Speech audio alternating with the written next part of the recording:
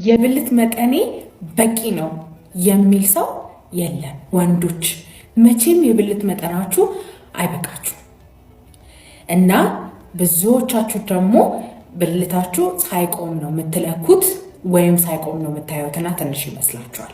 ብልት ቁመት የሚለካው ከቆመ በኋላ ነው። ከ11 እስከ 13 ሴንቲሜትር ኖርማል ነው ማለት ነው።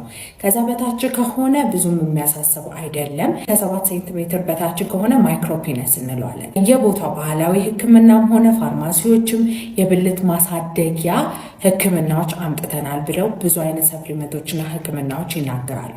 በተለይ ሺላጂት፣ አሽዋጋንዳ። ሺላጂት የሚባለው ኢሚዩን ፋንክሽን ወይም የበሽታ መከላከያ አቅማችሁን ሊጨምርላችሁ ይችላል።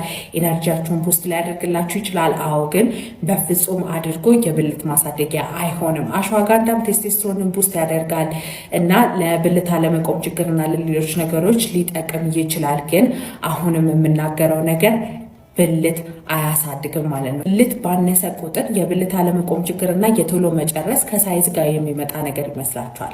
የቶሎ መጨረስ ነርቭ ላይ እና ሆርሞን ላይ ችግር ካለ፣ የብልት አለመቆም ችግር ደም ስር ላይ፣ ሆርሞን ላይ፣ ነርቭ ላይ ችግር ካለ ነው እንጂ የሚመጣው ሳይዙ ትንሽም ሆነ ትልቅም ሆነ ማተር አያደርግ። ቶሎ መጨረስና የብልት አለመቆም ችግር እያጋጠማችሁ ማንኛውም አይነት ሳይዝ ቢኖራችሁ ማለት ነው ችግሩ ከሳይዙ ሳይሆን ከሌላ ስለሆነ መታችሁ መመርመርና ሕክምና ማግኘት ከፈለጋችሁ ባዮ ላይ ባለው ቴሌግራም ሊንክ እየገባችሁ ቀጠሮ ማስያዝ ትችላላችሁ። አለ ሁል ጊዜ እጠብቃችኋለሁ። ባይ ባይ።